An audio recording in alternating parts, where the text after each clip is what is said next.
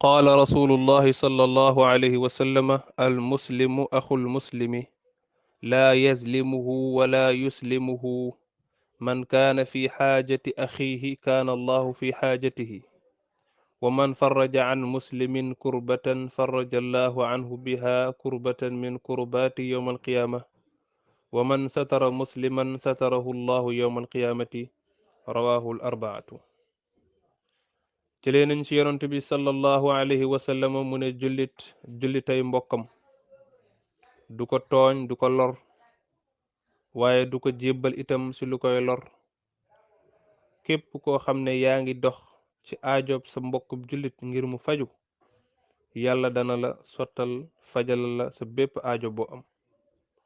képp ku xettali ab jullit ci njàqare bu mu nekk ak tiis bu mu nekk ak jafe-jafe bu mu nekk nga dimbali ko ba mu génn ci yàlla dana la teggil xettali la ci njàqare yi nga xam ne mooy dal jaam yi bési yowmal qiyaamati.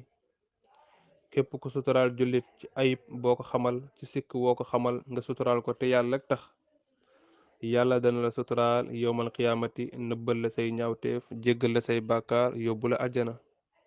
kon al muslimu axul muslim jullitay mbokkam laa yaslimuhu du ko tooñ wala yuslimuhu du ko jébbal ci lu koy lor.